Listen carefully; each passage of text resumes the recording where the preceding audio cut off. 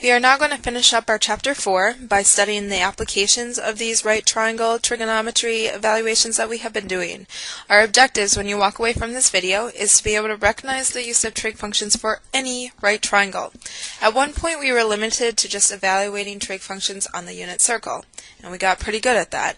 Then we just recently moved off the unit circle onto any point on the coordinate grid, and we recognized that any point on the coordinate grid could be a right triangle.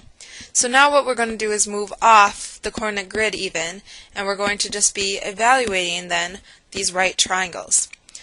Objective number 2 is to model situations with drawings. You're going to have to do a lot of drawings and then spot your right triangles.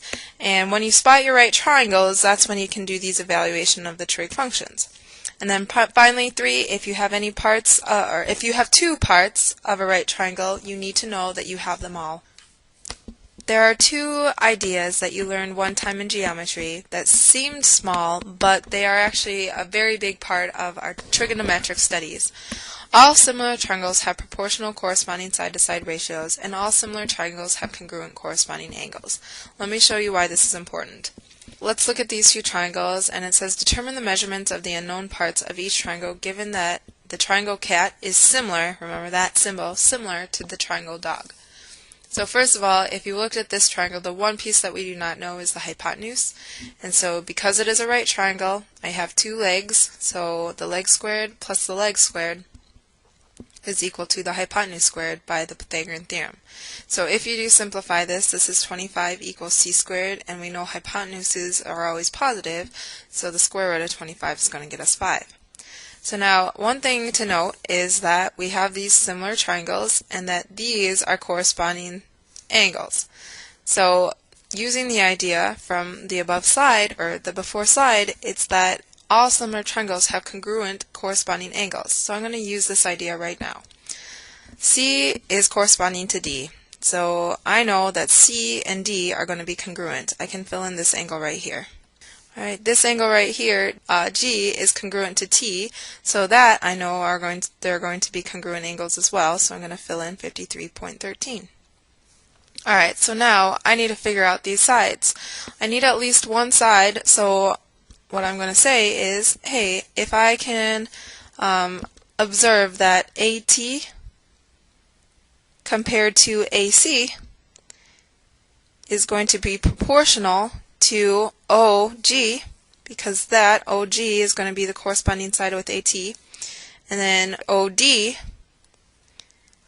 is going to be the corresponding side with AC. This is using the idea that all similar triangles have proportional side-to-side ratios. So at this point what I can do is fill in what I know. This leads me to 3 over 4 is equal to 6 over what? So this is where we can go ahead and say, hey, I do know that I'm multiplying by 2 on top, which means I would have to multiply by 2 on bottom. I'm going to get x is equal to 8. Okay, or what you could also say is that cross multiply, so we have 3x is equal to 6 times 4, and then when we divide it by 3, we would get our x, right? Because remember that cross products are equal, and that's what we use with the idea of converting degrees to radians. So that's when we would get x is equal to 8 as well. Alright, so finally we could work the Pythagorean theorem, or we could set up another proportion to get that this is going to be 10. So how do we use this? Now what I want to do is find the sine, the cosine, tangent of these triangles. So let's go ahead and look at this angle right here. Let's say that tangent of 36.87. Now that we have moved off the unit circle, we are going to be restricted sometimes to using our calculator. So simply what you're going to type into your calculator is tangent, and then make sure you're in the proper mode on your calculator, but tangent of, and then in parentheses, is 36.87. What you're going to get is 0.75000027. Okay, so that's what I got on my calculator. But the idea is this, that's approximately 3 over 4, correct? Because here I'm observing from this angle, that's my reference angle, right? I was saying, hey, what is the tangent of 36.87? Well, it was 3 over 4, so approximately 0.75. Okay, so here I could do the same thing, and then you would see if you reference this angle, the tangent of 36.87, what you can go ahead and assume then is you're going to get 6 over 8, which is also, because they are proportional, which is also 36.87 is equal to 3 over 4. It should be no surprise then that for every angle, you get a very specific side-to-side ratio regardless of the size of the triangle.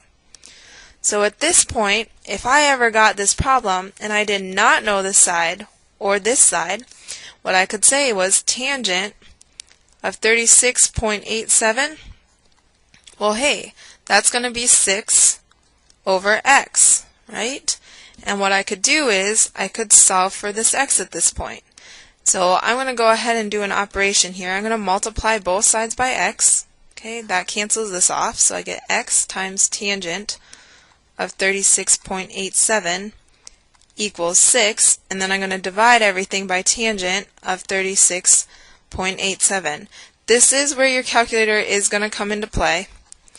So if you do go ahead and type this in on your calculator, 6 divided by this tangent of 36.87, what you are going to get is x is equal to 7.99997, which is approximately 8. So this now is how we're going to be using the idea of we can evaluate any part on a triangle.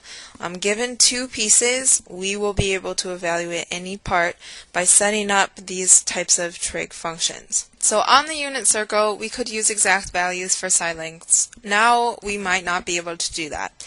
So at one point in time, if I asked you for this leg right here, okay, knowing that we have the unit circle, hypotenuse 1, the square root, the angle 30, we could say, hey, I know that 30-60 triangle with the hypotenuse 1 is the square root of 3 over 2. So the idea was, well, you could set up a proportion. You could set up the square root of 3 over 2 over 1 is equal to x over 20, right? Because these are proportional side lengths. Now keep in mind, this is saying the same thing as, well, sine of 30, cosine of 30, because we have the adjacent and the hypotenuse, cosine of 30 degrees is equal to, and then we have x over 20. So if we wanted to solve for x, I could just multiply by 20, okay, and what would happen is we would get x is equal to 20 times the cosine of 30. Now we know mentally what the cosine of 30 is, and then keep in mind you would have been doing the same thing over here. And then look, I mean, that's what you're doing. 20 times, this was the cosine of 30 degrees. Cosine of 30 degrees is equal to the square root of 3 over 2. So you could simply reduce these and say, hey, alright, this is going to be 10 square roots 3. Alright? So x is equal to 10 square roots 3, which is approximately, when you type it on your calculator, 8.66. So if you were to type this on your calculator, remember our calculator would not give exact answers. But if you were to type 20 times cosine of 30 degrees, you would get this. Alright, so the same thing goes over here. We can now, we won't be able to use exact answers anymore. We will have to type things in on our calculator.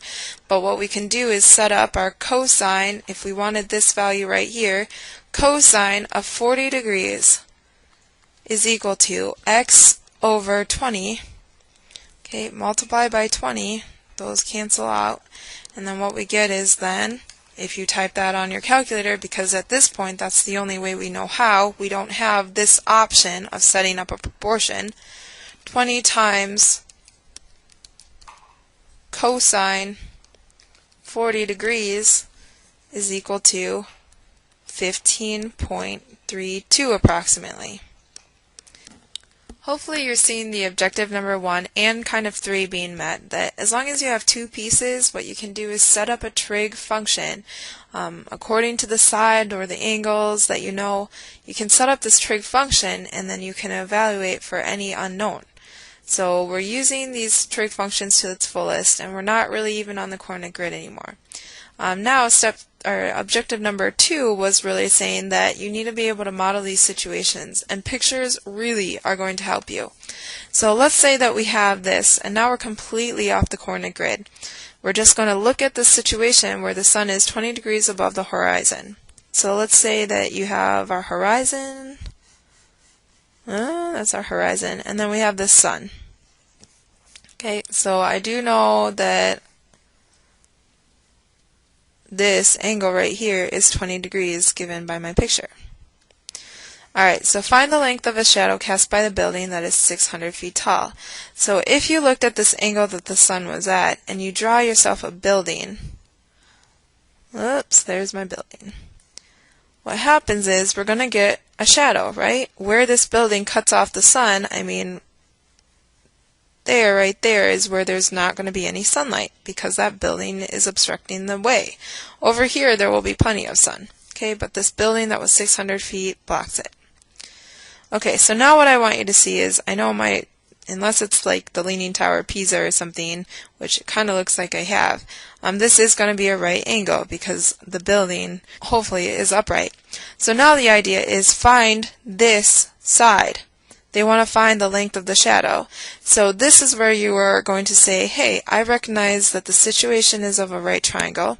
What I can now do is solve for this unknown because I have two pieces of a right triangle. So here is my reference angle. That is what I know. And I also know the opposite side to that angle.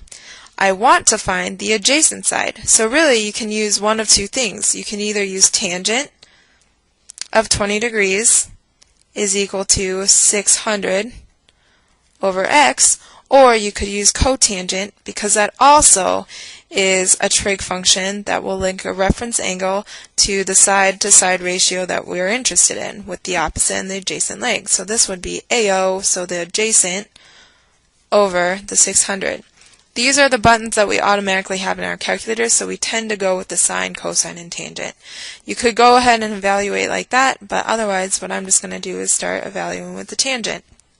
So these are gone. I am going to have to divide by tangent of 20 to both sides.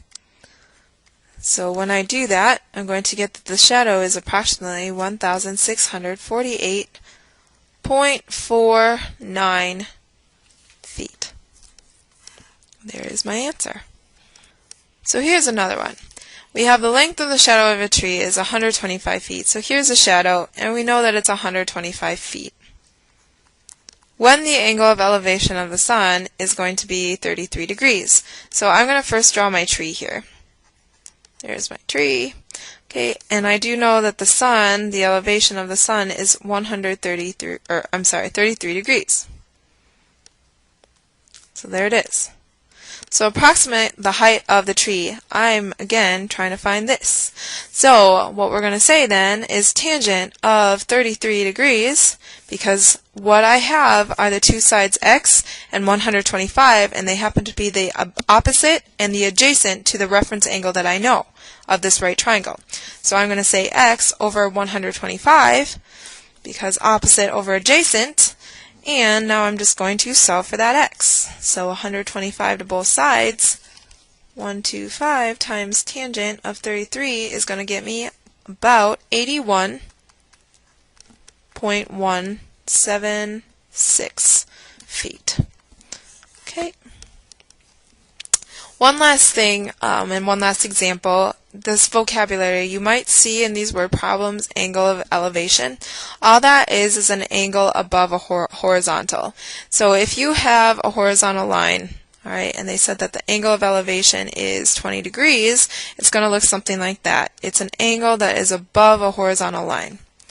Okay, so keep in mind that your horizontal line could be anywhere, and I mean these are parallel, right? So this is also 20 degrees. So if you know that the horizontal or the angle of elevation is 20 degrees, you know that you can draw that horizontal wherever on that angle of elevation, and it's always going to be 20 degrees. Angle of depression is just the opposite. Okay, you have a horizontal, and then an angle below a horizontal would then be an angle that's going to be stooping below it. It would be this angle right here. So, for example, 20 degrees again.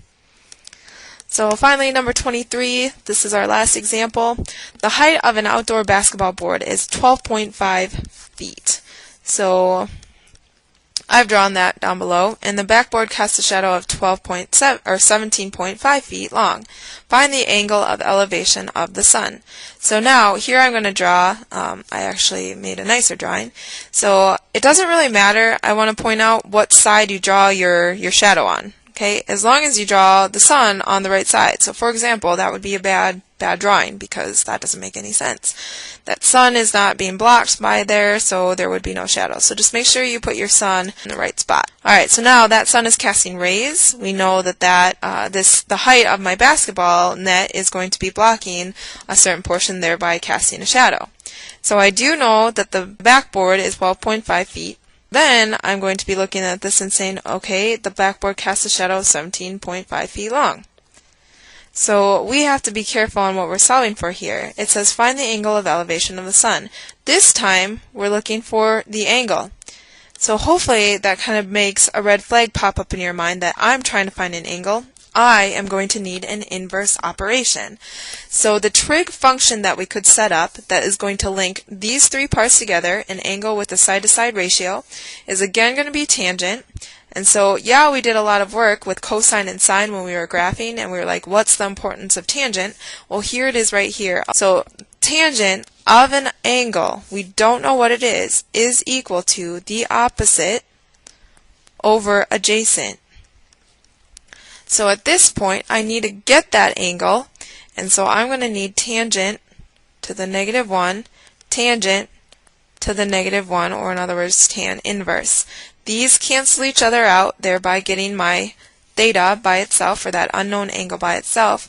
And if you do type in the inverse tangent by selecting second and then that tangent button to reach up and grab that tan inverse, we're going to get 12.5 divided by 17.5. And that is approximately 35.54 degrees. Alright, so there we have it. There's your homework. You're going to be drawing lots of problems. I did do 3 of the problems, so just be aware of that from your 4.8.